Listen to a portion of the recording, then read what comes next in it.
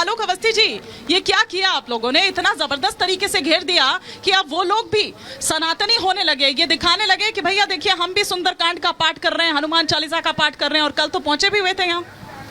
देखिए, जिनके रोम रोम में रोम बसा था वो राम की बात आज करने लगे हैं। कल देखा कि यहाँ डुबकी मार रहे हैं, लेकिन राम मंदिर का विरोध करने वाले आज मजबूर हो गए हैं, भारत की जनता ने मजबूर कर दिया है कि वो राम का नाम लें। लेकिन राम के प्रकाशोत्सव पे जहाँ पे उनका मंदिर का भव्य उनका जो है प्राण प्रतिष्ठा होने जा रही है, उसका बहिष्कार कर रहे हैं, तिरस्कार कर रहे हैं। भारत की जनता ने इसका इसीलिए इनका भी तिरस्कार किया है। नहीं, लेकिन राहुल गांधी कह रहे हैं कि जो जाना चाहता है, अगर कांग्रेस में भी कोई जाना चाहता है तो जाए, वो रोक नहीं रहे हैं। वो कह रहे हैं कि मैं धर्म का फायदा नहीं उठाना चाहता हूँ, आप लोग वही कर रहे हैं। देखिए, कांग्रेस की पॉलिसी रही है, कांग्रेस ने हमेशा कहा कि वो विवादित ढांचे के पक्ष में थी। कांग्रेस के उस समय के तत्कालीन प्रधानमंत्री का बयान है संसद के अंदर कि वो वहां पर बाबरी मस्जिद बनाएंगे। यह ऑफिशियल स्टैंड कांग्रेस का था, जिसको कांग्रेस ने आज तक नहीं बदला है। आज भारत के संविधान ने भारत के प्रधानमंत्री के द्वारा जो वहां के कील कांटे दुरुस्त करके सफाई करी गई है और न्याय का रास्ता प्रशस्त हुआ है, तो आज भव्य राम मंदिर जो है आज हम सबके सामने आने जा रहा है। और 6 दिन बचे हैं जहाँ कण कण में राम, हम जिनके बारे में चर्चा करते हैं कि मर्यादा पुरुषोत्तम राम, हम जीते समय भी रामा जी में राम लिखा जाता है, मरते समय भी हम हे राम कहते हैं, श्री राम कहते हैं, राम नाम सत्य कहते हैं। उस राम का द्रोह करते हैं ये। तो जो राम के द्रोही हैं उनको जनता ने सबक दे रखा है। 2 लोकसभा के चुनावों में आपने देखा होगा कि 50 के आसपास संख्या सिमट गई है।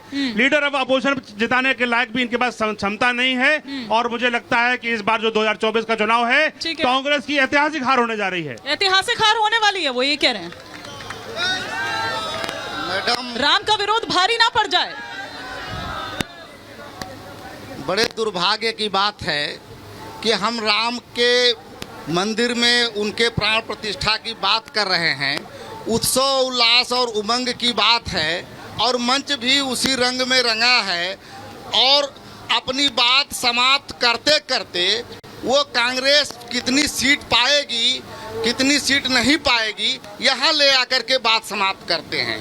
यानी ये सारा जो इनका जो ड्रामा है, अंतिम उसकी जो इनकी परिणति है और लक्ष्य है, वो राजनीतिक जो है उसका क्या रिजल्ट निकलेगा, अपने मुंह से ये बता दे रहे हैं। सुनिए ना, तो उन्होंने तो बहुत सारी बातें कही थी, आपने आखिरी वाली पकड़ी। अब मैडम देखिए, ऐसा है, आखिरी वाली कौन पकड़ेगा, पहली वाली कौन पकड़ेगा, वो उसके ऊपर छोड़ दीजिए, उसको भी न आप बांधिए कि वो कौन सी बात पकड़ेगा। उनका निष्कर्ष यही था। और उन्होंने कहा कि कांग्रेस का ऑफिशियल जो स्टैंड है कि वहाँ पर मस्जिद बनाएंगे। भाजपा के लोग झूठ बोलने में, अफवाह फैलाने में बहुत माहिर होते हैं, और उनके पास इसका बहुत बड़ा तंत्र है। कांग्रेस पार्टी का हमेशा से स्टैंड रहा है।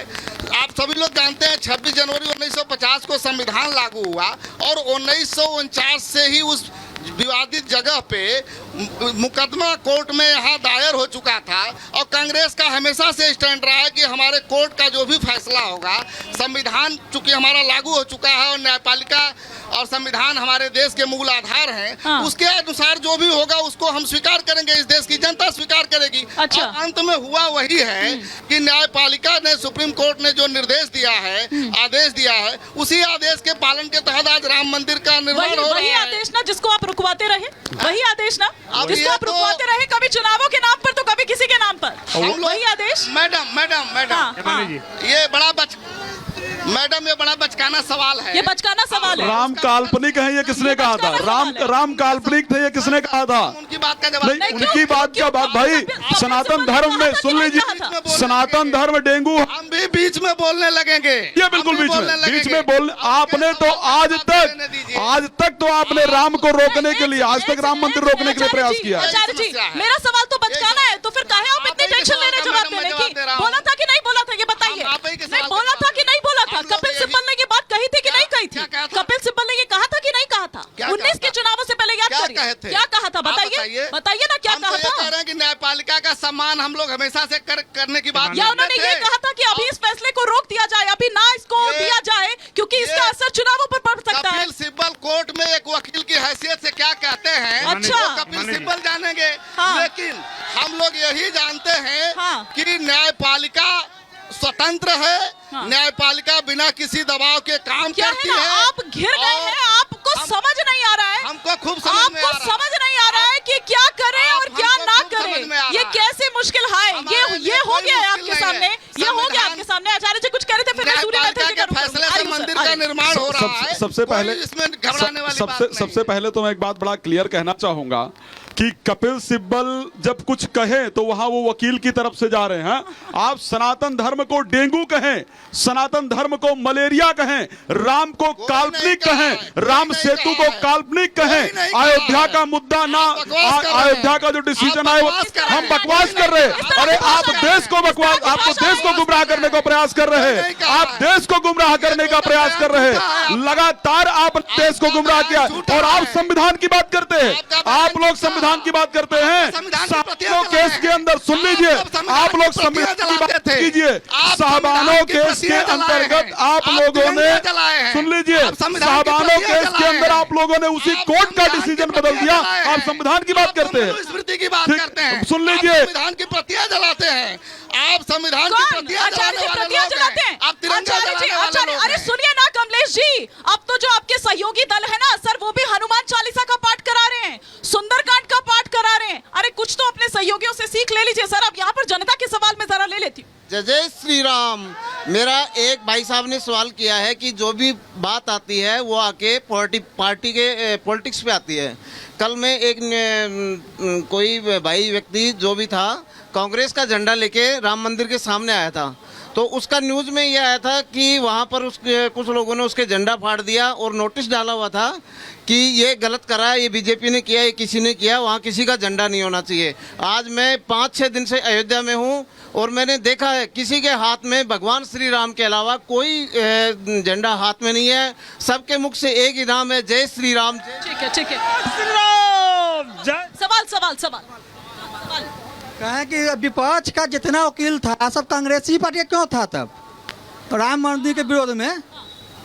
जो क्या बोल रहे हैं वो कह रहे हैं कि हाँ, जब आप सुप्रीम कोर्ट का सम्मान कर रहे हैं और पूरा विश्व राममय हो चुका है, तो आप राम मंदिर प्राण प्रतिष्ठा का बहिष्कार क्यों कर रहे हैं? और न्योता देने के बाद भी आप न्योता में नहीं आ रहे, इसका मतलब सुप्रीम कोर्ट का कोई बहिष्कार नहीं है, कोई बहिष्कार नहीं है। ये फर्जी सवाल है। कोई बहिष्कार कांग्रेस पार्टी के द्वारा नहीं हो रहा है। हाँ। ये बकवास की बात है कि कोई बहिष्कार कर रहा है। मैडम ने भी कहा है अभी कि राहुल गांधी ने भी कहा है कि जो जाना चाहता है कांग्रेसी जाए, बाद में जाए, पहले जाए, उस दिन भी जाए, कोई बहिष्कार नहीं है। ये बकवास का सवाल कर रहे हैं। हाँ। अच्छा, ठीक है, ठीक है, ठीक है, ठीक है। एक एक करके सूर्य मैथिल जी का मैं जरा यहाँ पर रुक करती हूँ। सूर्य मैथिल जी, लेकिन अभी थोड़ी देर पहले यहाँ पर बात हो रही थी कि किस तरह से चुनावी फायदा जो है वो उठाने की कोशिश दरअसल इसकी हो रही है। आज ही योगी आदित्यनाथ जी ने एक बार फिर से 400 पार का वो नारा लगाया। वो 400 पार का नारा अभी इस वक्त में लगाने की क्या मतलब जरूरत आन पड़ी थी? इसको अगर चुनावी ना देखें, राजनीतिक ना देखें, तो फिर किस तरह से देखें? धन्यवाद हिमानी जी। पहले आपको, आपके सभी दर्शकों को भारत माता की जय, वंदे मातरम।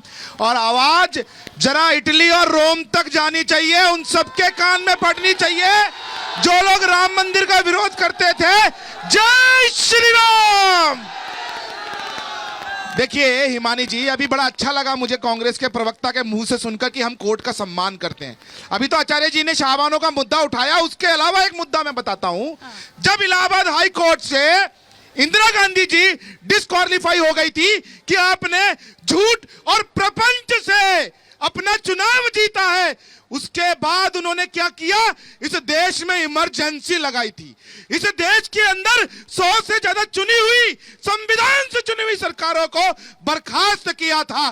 पूरे देश की मीडिया को जेल में ठूस दिया था। मुझे तो वो 4 लाइनें याद आती हैं, नजर नहीं है ये नजारों की बात करते हैं और ये जमीन पर चांद तारों की बात करते हैं। कल तक हाथ जोड़कर बस्तियां लूटने वाले आज भरी सभा में सुधारों की बात करते हैं। देखिए ये सुधारों की बात कर रहे हैं, राहुल गांधी जी के विषय में बोल रहे हैं। उन्होंने कहा भैया जो मर्जी चले जाओ, तो आप क्यों नहीं आ रहे? सोनिया गांधी क्यों नहीं आ रही? और आपके खड़गे साहब क्यों नहीं आ रहे? क्योंकि आपके हिसाब से ये पॉलिटिकल इवेंट है। हाँ, उन्होंने कहा कि आपने इसका पॉलिटिसाइजेशन कर दिया है और हमारी मर्जी, हम जरूरी थोड़ी आपके निमंत्रण पर नहीं आ रहे, बाकी आगे पीछे तो हम कभी नहीं आएंगे। मैं एक प्रश्न पूछ रहा हूं आपके माध्यम से राहुल गांधी जी से। मुझे ये बताइए, जवाहरलाल नेहरू जी क्यों नहीं आए? राजीव गांधी जी क्यों नहीं आए? इंदिरा गांधी जी क्यों नहीं आई? सोनिया गांधी क्यों नहीं? राहुल गांधी क्यों नहीं आए?